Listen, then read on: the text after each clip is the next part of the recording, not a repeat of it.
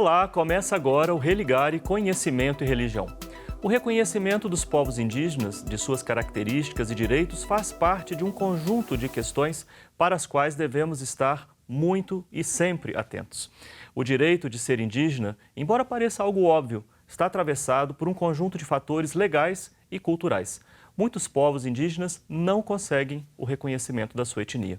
Para falar sobre o direito de ser indígena, hoje no Religare eu recebo a antropóloga, professora da PUC de São Paulo, Lúcia Helena Rangel. Lúcia, prazer recebê-la aqui no programa. Prazer é todo meu.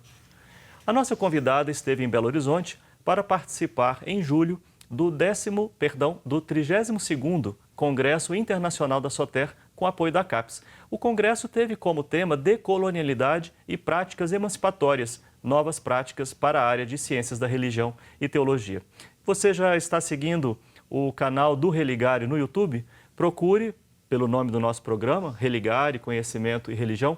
Inscreva-se no canal, marque no sino para ser avisado quando um novo programa for postado. Acompanhe e compartilhe o Religare.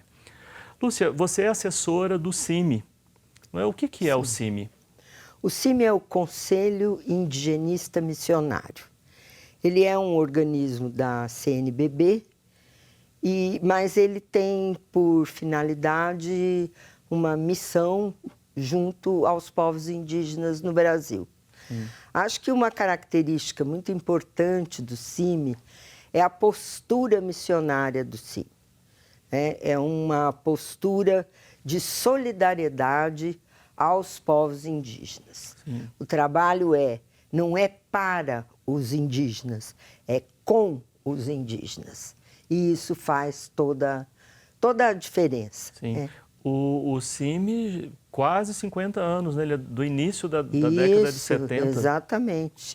De 72, 72 a data exatamente, da criação. Sim. Nós já estamos no 46 anos, né, que vai fazer agora. E como é que é o trabalho, assim, o dia a dia do trabalho no CIMI? Então, o CIMI, ele tem uma sede lá em Brasília, que é o secretariado, é um escritório relativamente pequeno, porque o trabalho do CIMI mesmo se faz nos regionais. São 11 regionais. Então, também tem uma sede do regional, que é relativamente pequena, e tem as equipes de área, que trabalham nas áreas, isto é, nas áreas indígenas. Então, sim, a equipe mora na cidade do interior, que é próximo, atende 2, 3 áreas ou mais, depende da região. E ela é multidisciplinar? Por exemplo, você é antropóloga, você participa como antropóloga, há distintas profissões atuando no CIMI? Há distintas, porque eu acho que a característica do missionário não é ser isso ou aquilo. Entendo. Mas tem gente que trabalha com saúde, sim, tem gente que trabalha com educação, tem gente que trabalha com agroecologia, enfim, os missionários vão se embrenhando nesses trabalhos conforme as suas habilidades, sim, ou os seus desejos. Tem um perfil de voluntariado? Tem um perfil de voluntariado, embora seja um trabalho remunerado. Sim, sim. Bem, quando a gente acompanha toda a questão relacionada aos povos indígenas, nós nos defrontamos sempre com inúmeros desafios.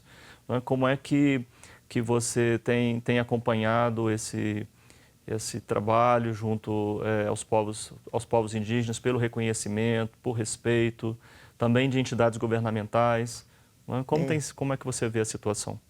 Então, acho que tem uma trajetória e tem um complicador, que é o fato de o Estado brasileiro, ele era, até a Constituição de 88, o tutor dos povos indígenas. Portanto, só era indígena quem o Estado reconhecesse como tal. O SPI, Serviço de Proteção ao Índio, que depois ficou com o nome de FUNAI, é o organismo do Estado que demarcação de terras, que reconhece os povos, enfim, que presta assistência. Sim. E, portanto, tem esse negócio. Quem é que diz quem é índio e quem não é? Entendeu? É a FUNAI. É uma coisa complicada.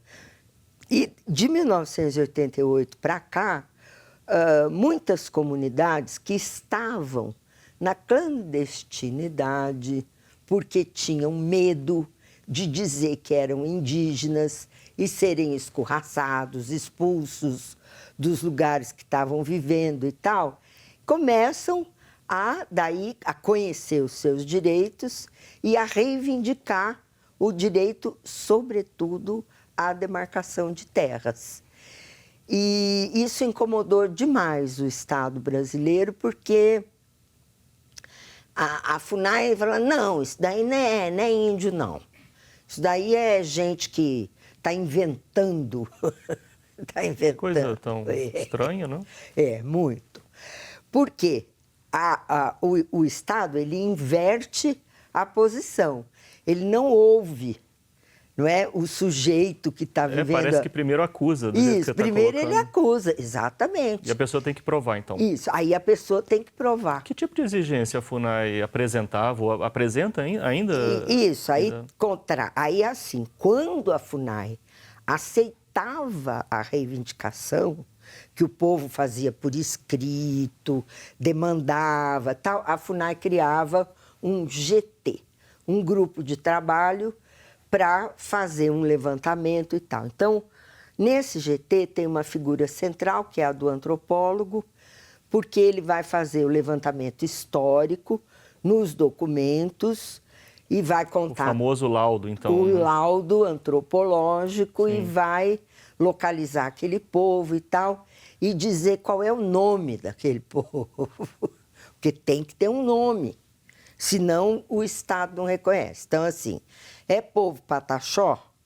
É povo Machacali? É povo Caingangue? É povo... Senão, o Estado não reconhece. Então, é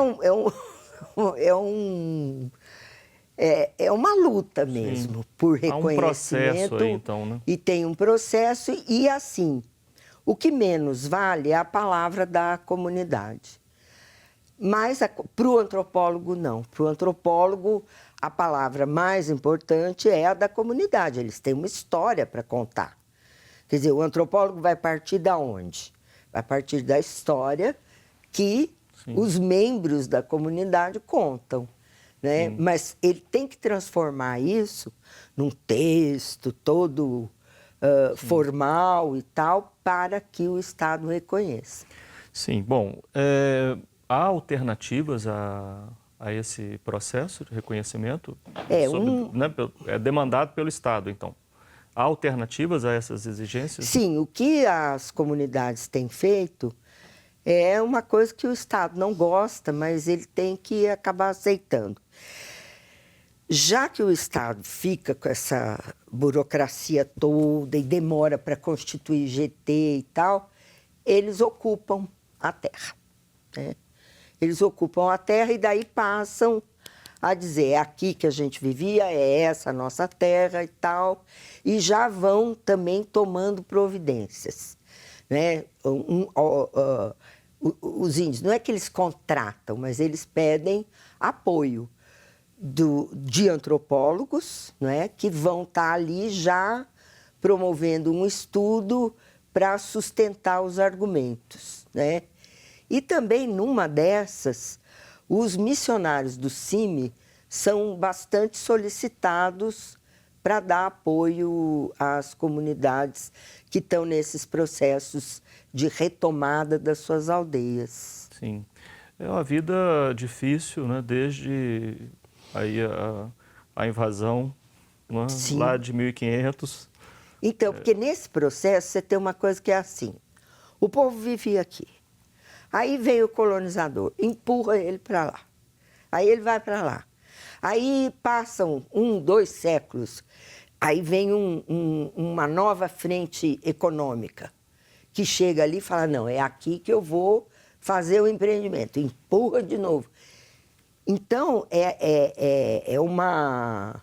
é uma pressão sobre os povos indígenas muito grande e que não para, porque no primeiro momento você tem uma pressão, depois acalma, né? Acomoda, digamos. Mas só que dali um século, dois, vem outra. Sim. Ou 50 anos depois, vem outra. Né? Então, é um processo... Aí, no caso, os povos indígenas que viveram no litoral receberam, assim, em primeira mão ali a força do colonizador, foram os primeiros a se deparar com... Sobretudo aqui, no sul, no extremo sul da Bahia, né? Nessa região que é a região do descobrimento. Né? Então, ali tem a primeira... força, né? Mas que é uma força que se tornou uma coisa estranha, assim, porque foram, na verdade, os padres que acabaram ficando nesses lugares. O colonizador não ficou ali, ele foi procurar alternativas. Quando resolveu plantar cana-de-açúcar, ele subiu, ele foi lá para Pernambuco, né? Pernambuco é modo de dizer, mas... Hoje, Pernambuco. Para aquela região, foi plantar cana-de-açúcar. E aqui, no sul da Bahia, ficaram os padres. Sim. Capuchinhos, enfim, vários... Vamos continuar sobre esse assunto daqui a pouco. Hoje, no Religare, eu recebo a antropóloga Lúcia Helena Rangel, ela é professora da PUC São Paulo. Estamos falando sobre o direito de ser indígena. Nós vamos fazer agora um rápido intervalo e voltamos já.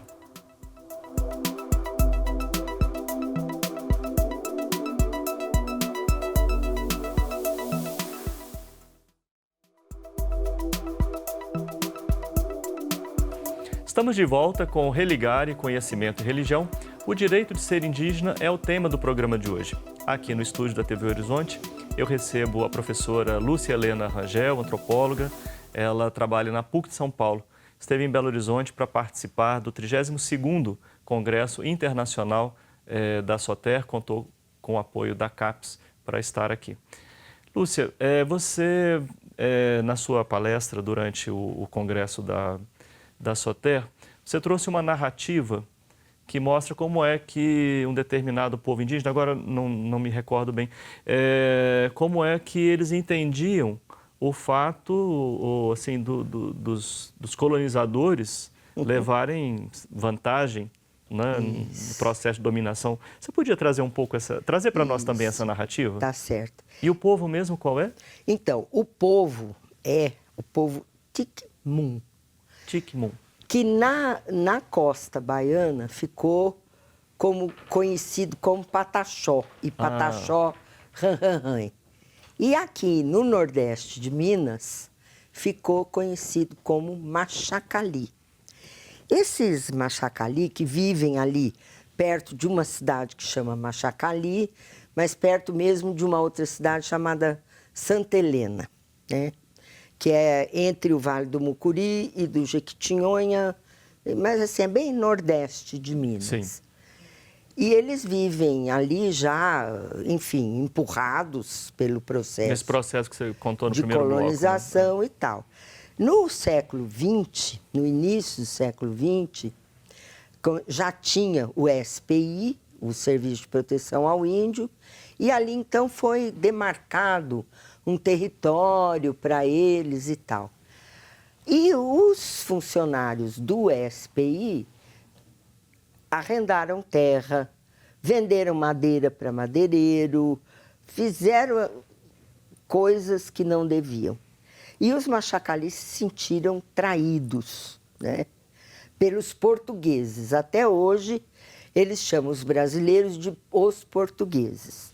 Eles não falam assim português, mas os homens e os adultos, as crianças não falam até uma certa idade. Eles têm uma religião bastante fechada, eles falam que é segredo a religião deles, que é para os portugueses não... E contam, né, uma história a partir do seu próprio mito, dizendo que Topá era o protetor dos humanos, tal, e protegia os Machacali. Mas que os antigos devem ter feito alguma coisa muito errada que desagradou Tupã. E aí Tupã começou a agradar os portugueses, em detrimento dos Machacali. E os Machacali, então, passaram a ter que fazer muito esforço para agradar Tupã, para que ele voltasse a proteger os Machacali. Por isso que a religião é secreta e tal. E eles, então, têm que se relacionar com os brasileiros, os portugueses, né, brasileiros. São os brasileiros. Né? Isso para que Tupã entenda, né, que eles são iguais, né? Mas está difícil. Está difícil. Convencer Tupã? Convencer Tupã, porque os portugueses continuam até hoje a invadir a terra dos Machacali, a fazer coisas que não deviam fazer, né? Você falou, né, quer dizer, nesse movimento, desde o início do processo de colonização e depois, alguns séculos, outras atividades econômicas, o que é o principal enfrentamento hoje, do ponto de vista econômico, do ponto de vista político, que esses povos indígenas estão... Então, eu acho que, assim, vou falar de uma maneira geral, assim, que, né, em cada região, em cada povo tem lá uma especificidade. Mas eu acho que o maior problema hoje volta a ser a demarcação de terras. E a ameaça que os indígenas estão sofrendo, porque os fazendeiros, digamos, eu vou falar fazendeiro também, sem muita especificação, eles querem arrendar a terra indígena, eles querem transformar as terras indígenas em fazendas de soja, de grãos, a agricultura de negócios, né? E querem também, e fazem pressão para o governo atender às suas reivindicações. Então, a gente diz assim que os ruralistas estão de olho nas terras indígenas, cobiçando como nunca, né? Então, nós temos, assim, a cobiça pela própria terra para transformar em pasto, em plantação, e também a extração de recursos naturais, sobretudo a madeira. É impressionante a quantidade de invasões de terra indígena para retirada de madeira. É sobretudo na Amazônia, mas é onde tem, porque no sul, no sudeste não tem madeira mais, né? Mas tem minério. É isso que eu ia colocar, essas empresas mineradoras. Isso, as mineradoras também estão de olho nas terras indígenas. E é como se não houvesse outras possibilidades. Tem que ser nas terras indígenas. Isso daí não é verdade, né? Sim, sim. Considerando esse debate político mais recente, a causa indígena se vê mais ameaçada? Como está a situação atualmente? Ela se vê muito ameaçada. Ela, é assim, nós temos, de 88 para cá, um longo processo de conquistas. Cada vez uma, cada vez uma. Acho que teve um marco muito importante na homologação da terra Raposa Serra do Sol, lá em Roraima, que o STF discutiu e tal, houve 300 teses, né? O relator, o Aires Brito, né? Ele fez uma verdadeira, né, tese, são 100 páginas escritas e tal. E o STF aprendeu muito com isso, né? Porque foi ouvir também para poder votar. Mas essa votação, ela gerou uma reação contrária. Não, está muito bonzinho, né? A solução está muito boa para os indígenas, não pode. Aí inventaram uns condicionantes, né? Não pode isso, não pode aquilo, não pode ampliar a terra demarcada, não pode tal. E a coisa veio vindo até chegar em projetos como é que chama? PEC. Sim. Projeto de emenda constitucional. De emenda constitucional.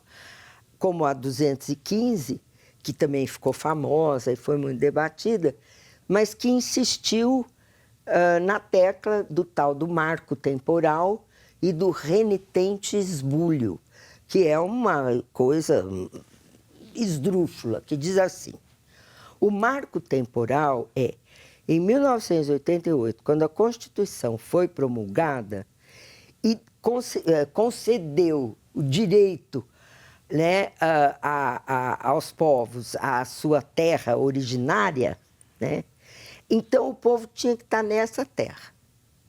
Se ele não tivesse, podia estar nessa outra categoria, do renitente esbulho, isto é, lutando pela terra com processo judicial instituído, né, em curso. Né, ou, né, estar ou ter sido deslocado da sua terra pouco tempo antes dessa data. Sim. Né? Então, tem que ser isso. Agora, a nossa história tem 500 anos.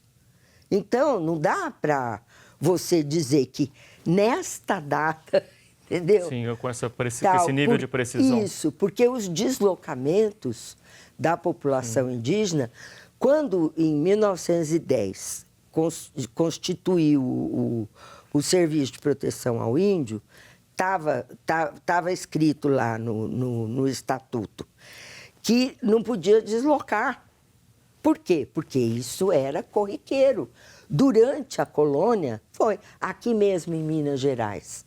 Né? 1750 é um marco fatal, né? Porque acharam o ouro aqui. Então, né? Agora vamos tomar conta. Sim. Aí, declara guerra justa aos botocudos, faz aquele expulsa, empurra os índios para fora da área mineradora. Sim. Né? E, Lúcia, uma coisa que, assim, para a gente até ir concluindo nossa conversa aqui sobre esse tema tão estratégico, tão importante, né? Por que a sociedade civil não apoia essa causa? A produtora está me dizendo aqui, falta 1 minuto. Falta 1 minuto. Então, em 1 minuto, eu tenho que dizer o seguinte, que a mentalidade escravocrata não abandonou os brasileiros. Ninguém acha que indígena possa ter algum direito. Nem negro e nem indígena. Afinal de contas, eles são escravos. Como eles querem ter direitos? Essa é a nossa... Essa mentalidade atravessa a sociedade civil brasileira. Bom trabalho para vocês no CIMI. Obrigado pela sua participação aqui no Religare. Muito obrigada, sou muito honrada com o seu convite. Sim, nós também, com a sua participação. O Religare é um projeto de extensão do programa de pós-graduação em Ciências da Religião da PUC Minas. Conheça mais nossas atividades e cursos de graduação à distância, especialização, mestrado e doutorado em Ciências da Religião, acessando a página pucminas.br/ppgcr.